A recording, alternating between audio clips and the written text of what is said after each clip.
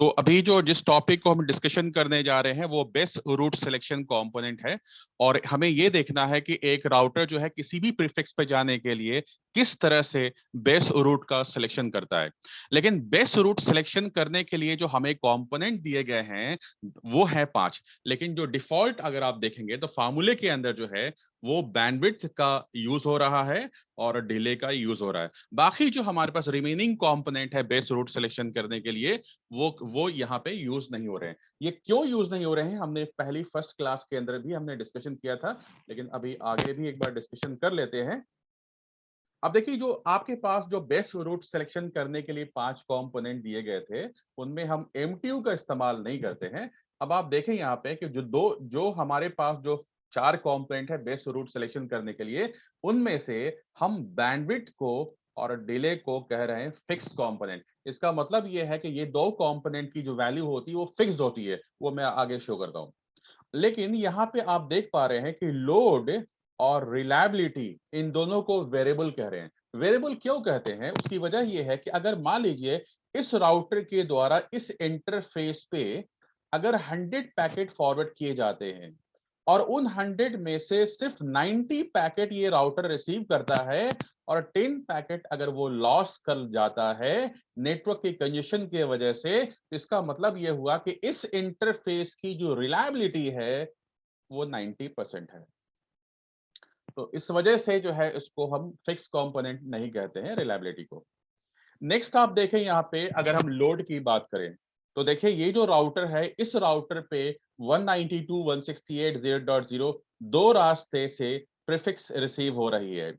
अब अगर सिचुएशन ये है कि फार्मूला आपको कह रहा है कि सिर्फ दो ही कंपोनेंट हम यहाँ पे यूज कर रहे हैं, कौन सा यूज कर रहे हैं? डिफॉल्ट फार्मूले के अंदर आप देखेंगे तो K1 और K3 मतलब क्या हो गया कि बैंडविड्थ और लोड इस्तेमाल हो रहा है बेस रूट के सिलेक्शन के अंदर।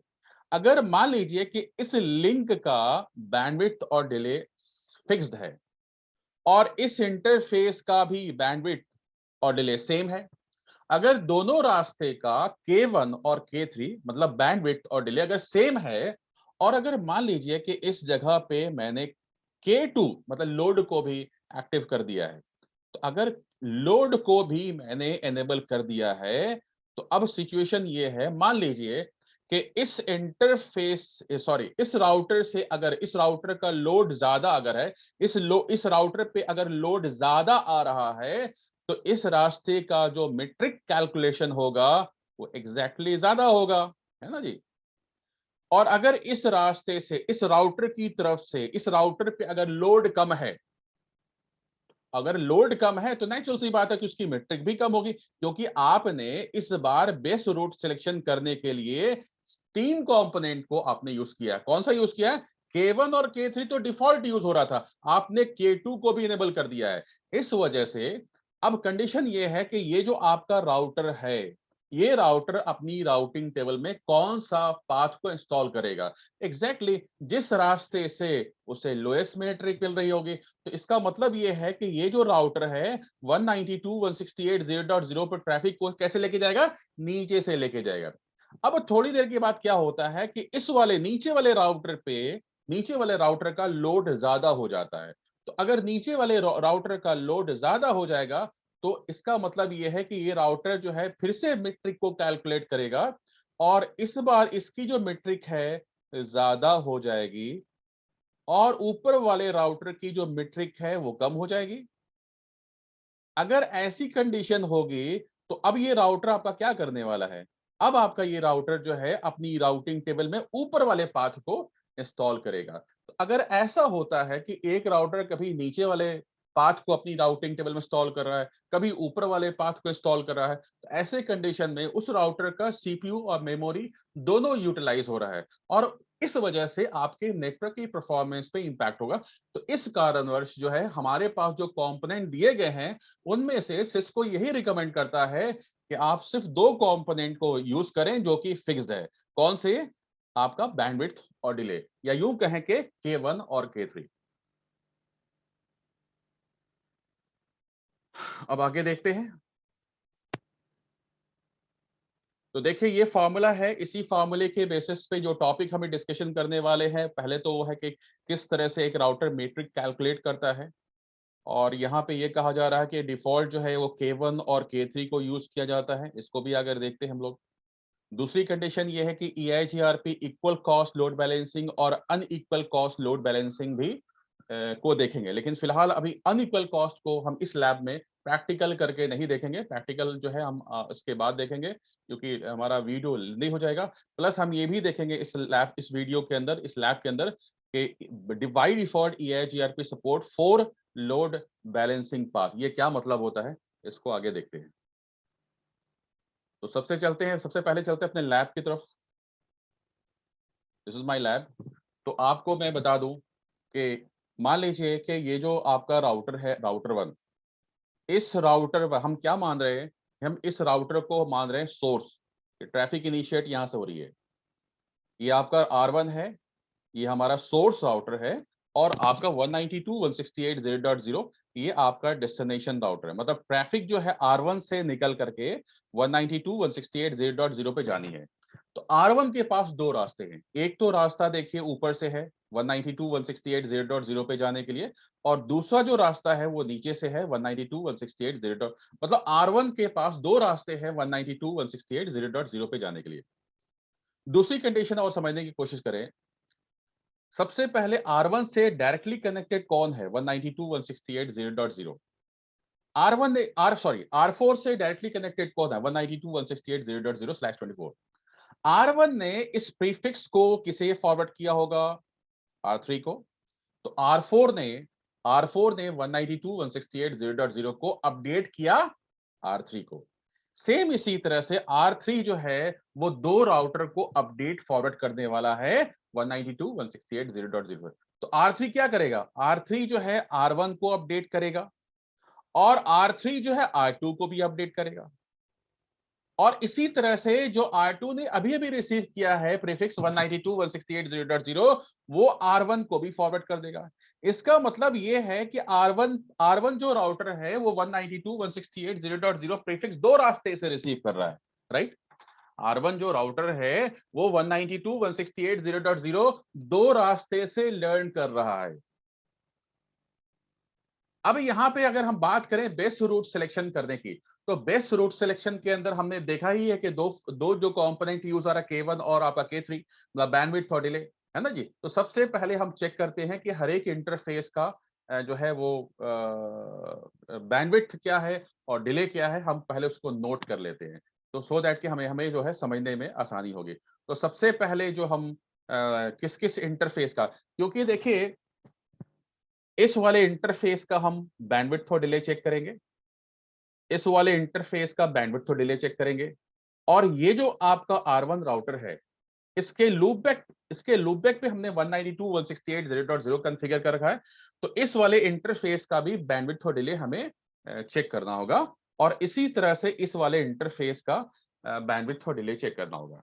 तो एक चीज मैं आपको बता दूं कि बैंडविड्थ तो मैं हर एक इंटरफेस का चेक करूंगा, लेकिन जो डिले है, वो डिले जो है वो उसी इंटरफेस का देखा जाएगा इस लैब के अंदर जिस इंटरफेस पे प्रीफिक्स रिसीव की जाती है। जैसे मान लीजिए मैं एग्जांपल देता हूं कि अगर ये जो 192.168.0.0 है, सबसे पहले इस वाले इंटरफेस का मुझे डिले चेक करना होगा, है ना जी।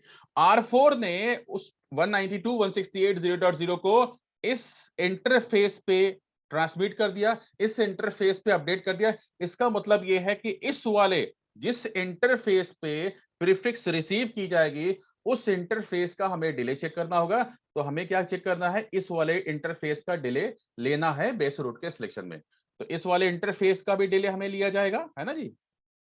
और इसी तरह से जब ये आपका राउटर जो है R1 की तरफ फॉरवर्ड करेगा, तो इस वाले इंटरफेस का भी हमें डिले लेना होगा। मतलब ये हो गया ओवरऑल कि जिस इंटरफेस पे प्रीफिक्स रिसीव की जाएगी, उस इंटरफेस का डिले लिया जाएगा। तो एग्जैक्टली अगर R3 जो है R2 की तरफ फॉरवर्ड करता है, तो इस वाले इंटरफेस का भी डिले लिया जाएगा, और इसी तरह से इस वाले इंटरफेस का भी डिले लिया जाएगा बेस रूट के सिलेक्शन में, अगर हम नीचे से कैलकुलेट कर रहे हैं तो। ओके।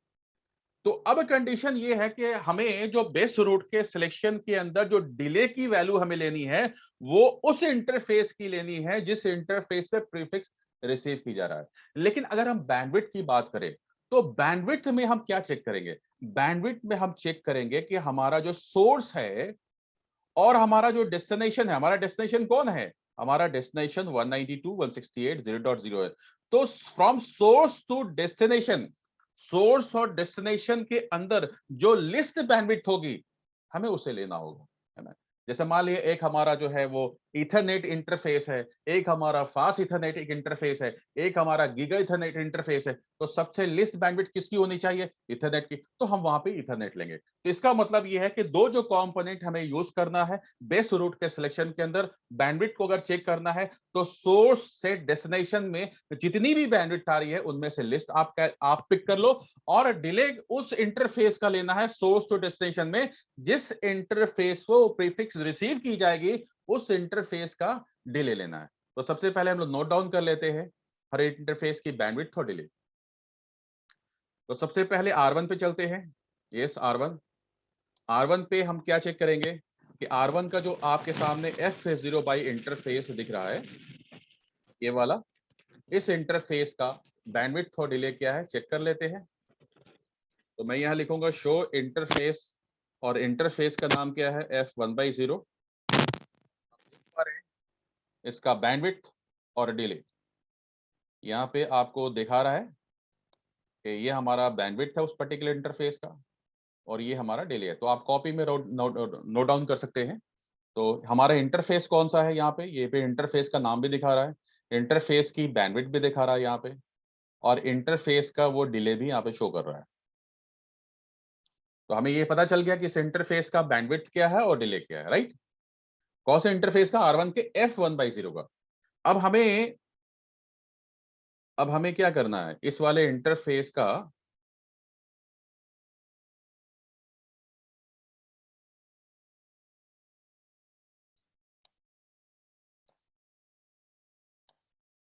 और डिले क्या बता रहा था इसका? डिले जो है वो 100 बता रहा था। तो इसी तरह से मैं इस वाले इंटरफेस का भी ले लेता हूं, सो दैट, क्योंकि जब मुझे नीचे से बेस रूट का सिलेक्शन करने का जब हम कैलकुलेशन करेंगे तो हमें इस इंटरफेस का भी मालूम होना चाहिए, है ना? तो चले इस इंटरफेस का भी हम बैंडविड्थ और डिले ले लेते हैं। तो मैंने यहाँ पे लिखा शो इंटरफेस, और इंटरफेस का नाम है F0/0, और यहाँ पे देख पा रहे हैं कि सेम है बैंडविड्थ और डिले जो है आपका, आप देख पा रहे हैं कि इस इंटरफेस का बैंडविड्थ, और यहाँ पे देखिए डिले भी सेम है, सेम इंटरफेस है, दोनों फास्ट इथरनेट है, दोनों की जो है यहाँ पे वैल्यू सेम बता रहा है। तो इसका मतलब ये हो गया कि इस वाले इंटरफेस का भी बैंडविड्थ और डिले सेम है। इसमें F0/0 की कह रहा हूँ।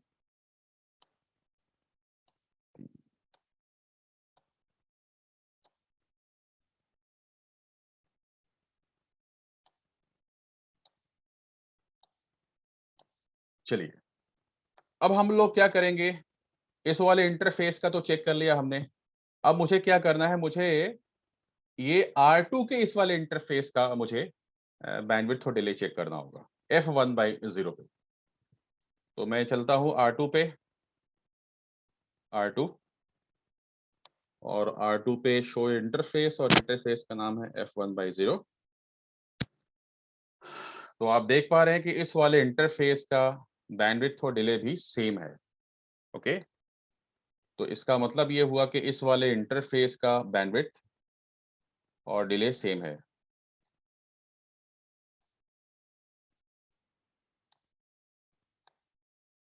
डिले जो है हमारा 100 है। इसी तरह से मैं आपके R3 जो हमारा राउटर है, R3 के राउटर के इस इंटरफेस की भी बैंडविड्थ और डिले ले ली जाए F2/0 की। तो यहाँ पे मैं R3 पे जाऊंगा, और R3 में जाने के बाद ये देखिए R3 का भी बैंडविड्थ और डिले सेम ही बता रहा है यहाँ पे, देखिए। तो अगर मैं फिर से चेक कर लेता हूँ F2/0 की, तो शो इंटरफेस F2/0 देखिए सेम बता रहा है, बैंडविड्थ और डिले सेम बता रहा है। मतलब हर एक इंटरफेस का जो बैंडविड्थ और डिले सेम ही बता रहा है, फिलहाल जो हमारे लैब के अकॉर्डिंगली बात करूँ। तो यहाँ पे भी आपकी बैंडविड्थ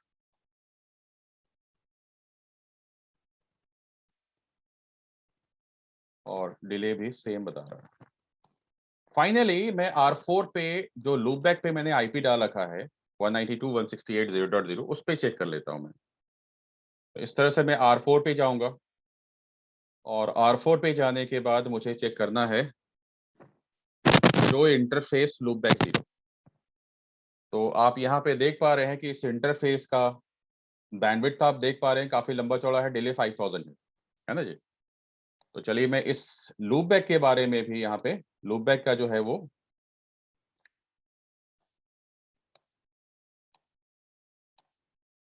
और डिले इस इंटरफेस का जो है लूपबैक का 5000 है।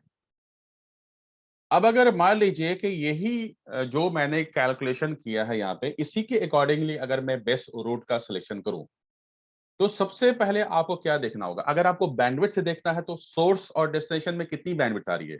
देखिए ये एक तो ये बैंडविड्थ आ रही है, तो एक तो ये बैंडविड्थ आ रही है और एक ये बैंडविड्थ। लिस्ट किसको कहेंगे आप। लिस्ट जो है आप इनमें से जो सबसे छोटी होगी वो ये वाली होगी, उसको ले सकते हैं। तो मतलब ये है कि सोर्स और डेस्टिनेशन के बीच में जितनी भी बैंडविड्थ आ रही है उनमें जो लिस्ट होगा उसको पिक कर लीजिए। लेकिन डिले आपको जो है वो सारे जोड़ने हैं। तो डिले जो है वो आपका 5000 इधर हो जाएगा, 100 इधर हो जाएगा, 100 इधर हो जाएगा। इसका मतलब अगर टोटल बैंडविड्थ की बात करें तो 5200 होगा। अगर सेम एज इट इज यही चीज को अगर हम यहाँ पे कैलकुलेट करते हैं तो मैं सबसे पहले तो इसको मैंने इसको रब करना पहले क्योंकि ये थोड़ी क्लीन हो जाए स्क्रीन। ओके। और अब देखिए सेम वैल्यू के अगर यही फार्मूला है जिसके बेसिस पे हम यहाँ पे कैलकुलेशन करेंगे तो आप देखिए मैंने क्या किया है कि जो लिस्ट बैंडविड्थ है वो मैंने यहाँ पे कॉन्फ़िगर कर दिया है और यहाँ पे जो ऑल डिले है वो मैंने जो आपको बताया था कि सारे डिले को जोड़ना है 5000 प्लस 100 प्लस 100 तो ये क्या हो जाता है 5200 डिवाइडेड बाय 10। तो अगर इस तरह से अगर हम कैलकुलेशन करेंगे तो हमारी जो मीट्रिक है वो क्या निकल के आएगी, है ना जी। तो अगर मैं इसको यहाँ से रिमूव कर देता हूँ, इसको कट कर देता हूँ, तो अब हमारे पास जो वैल्यू आ रही है वो क्या है, वो आपकी है 620 इंटू 256। तो अगर हम इसको इसे कैलकुलेट करते हैं तो ये मीट्रिक मेरी क्या निकल के आएगी वो हम जरा देख लेते हैं। तो यहाँ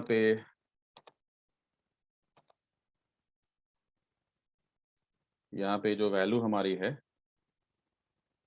वो मैं जरा कैलकुलेट कर लेता हूँ कि वैल्यू क्या निकल के आ रही है। तो हमारी 620 थी ना, 620 इंटू 256 तो क्या आउटपुट निकल के आ रहा है 158720। तो 158720 जो वैल्यू आ रही है वो क्या कहलाएगी, वो मीट्रिक कहलाएगी। तो यहाँ पे मैं क्या करता हूँ, यहाँ पे यहाँ पे जो वैल्यू मुझे लिखनी है वो है 158720। So this is called metric. ये आपकी मीट्रिक निकल के आ रही है किधर से, ऊपर से। तो ये तो मैंने कैलकुलेशन किया ऊपर से। इसका मतलब ये है कि अगर R1 अगर R1 को 192.168.0.0 पे जाना है, अगर R1 को 192.168.0.0 पे जाना है तो ऊपर से क्या मीट्रिक निकल के आई 158720। बट R1 के पास एक और रास्ता है जो नीचे से है। अगर हम उसके पाथ को सिलेक्ट करें तो देखते हैं क्या मीट्रिक निकल के आती है ना जी। क्योंकि हमने ऑलरेडी वो बैंडविड्थ और डिले निकाल दिया है। तो अगर हम नीचे से कैलकुलेशन करें तो हम ये देख पाएंगे कि क्या हमारी वैल्यू निकल के आ रही है। तो चलिए नीचे से हम देखते हैं कि हमारी वैल्यू क्या निकल के आ रही है। सेम फार्मूला आपके सामने दिख रहा है। इसी फार्मूले के बेसिस पे हमें जो है नीचे से मीट्रिक कैलकुलेट करना है बिकॉज R1 के पास दो रास्ते हैं।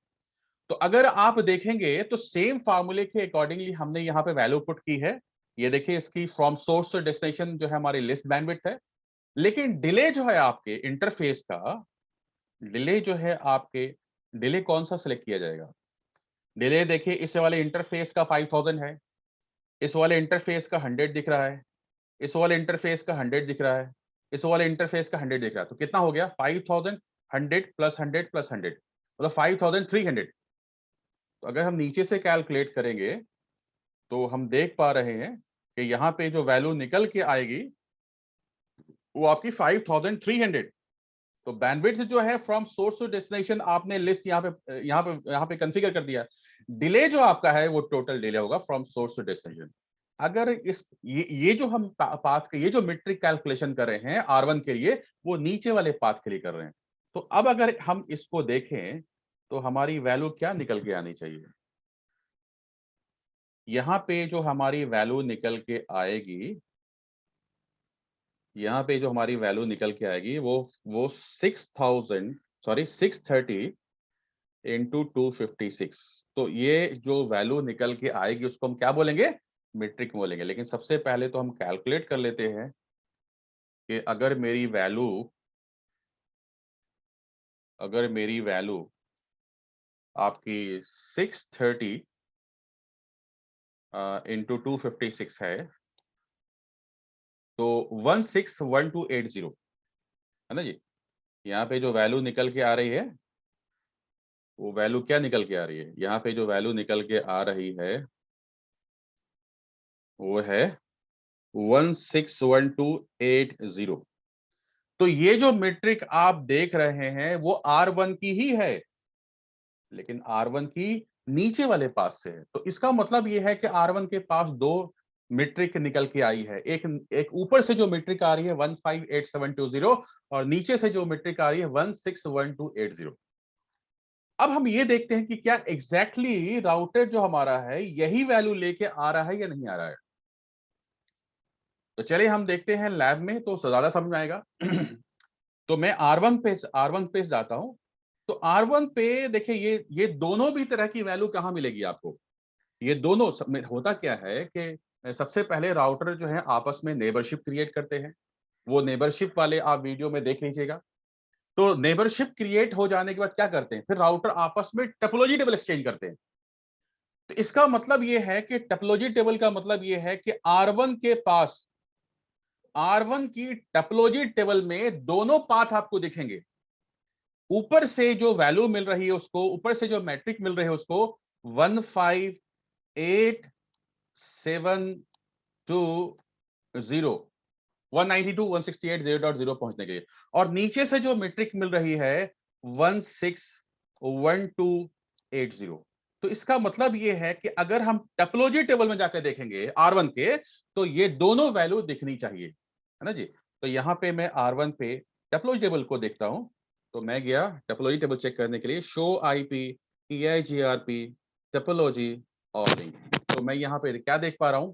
यहाँ पे मैं देख पा रहा हूं कि अगर R1 192 168 0.0 पे जाना चाहता है तो दो रास्ते हैं। एक तो आपको दिख पा रहा है वाया 11.0.0.2 और एक दिख रहा है 12.0.0.2। 11.0.0.2 का मतलब है कि ऊपर से और 12.0.0.2 का मतलब नीचे से, दो रास्ते से। अब दोनों रास्ते की मीट्रिक क्या है? एक रास्ते की जो मीट्रिक आपको दिख रही है वो 158720 है। ये मीट्रिक ऊपर से मिल रही है R1 को 192 168 0.0 पर जाने के लिए, और नीचे से जो मीट्रिक मिल रही है वो है 161280।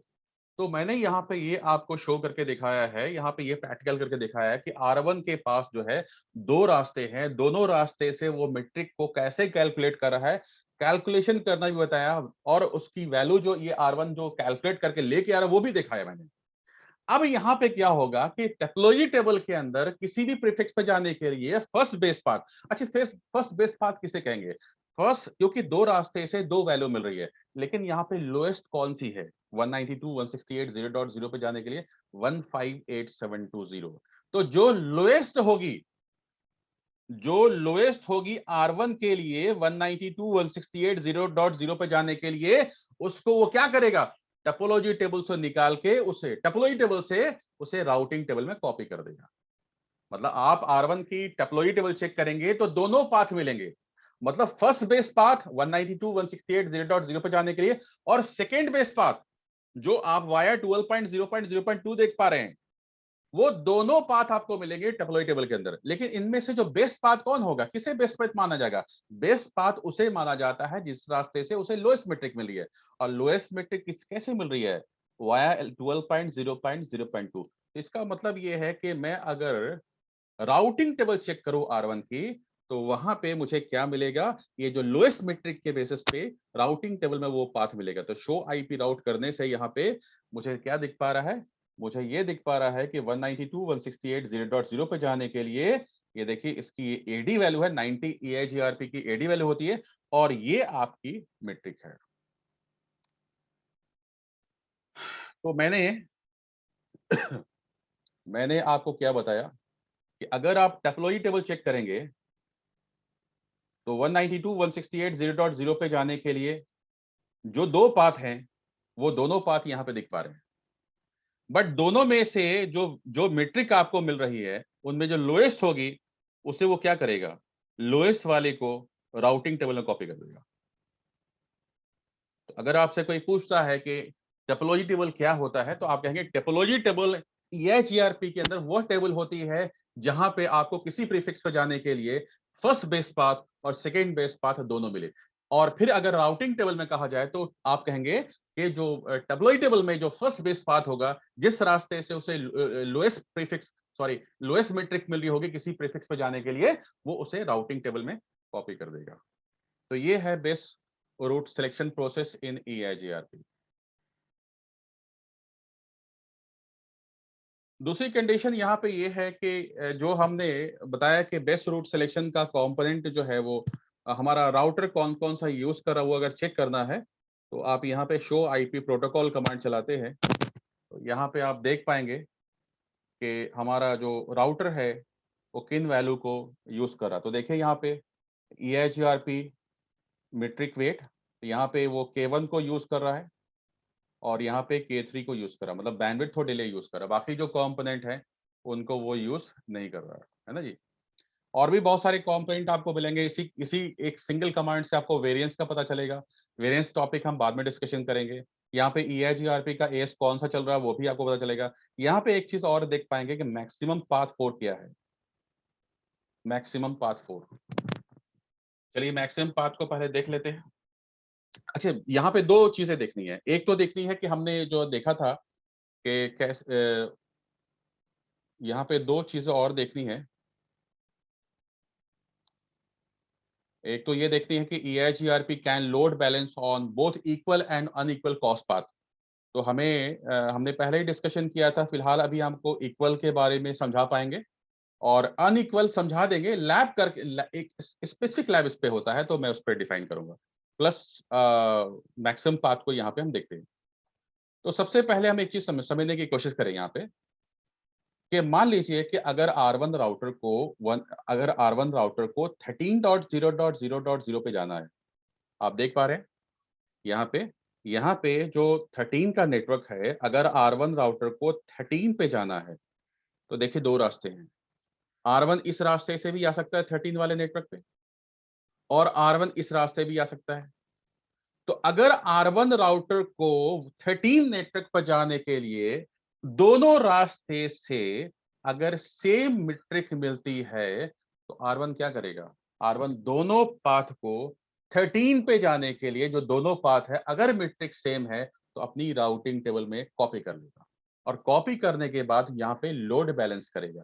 R1 को 13 पे कुछ पैकेट भेजना होगा, तो कुछ पैकेट इस रास्ते से वो भेजेगा और कुछ पैकेट इस रास्ते से वो भेजेगा। तो यहाँ लोड बैलेंसिंग करेगा। तो मैं आपको दिखा रहा हूँ कि R1 की राउटिंग टेबल में क्या 13 पे जाने के लिए क्या दोनों पाथ वहां पे दिखा रहा है, नहीं दिखा रहा है। तो ये आपके R1 है, और R1 पे मैं जाके show IP route command run करता हूँ, और यहाँ पे आप देख पा रहे हैं कि 13 पे जाने के लिए R1 राउटर ने अपनी राउटिंग टेबल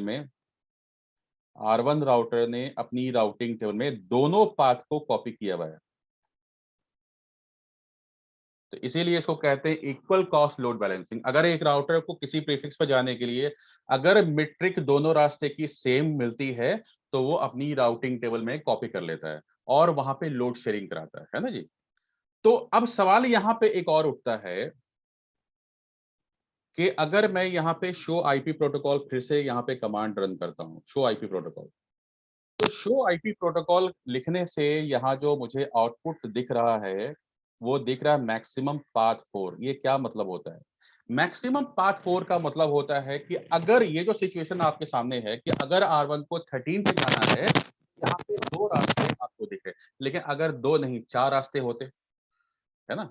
अगर R1 राउटर को 13 नेटवर्क पे जाने के लिए कई रास्ते होते,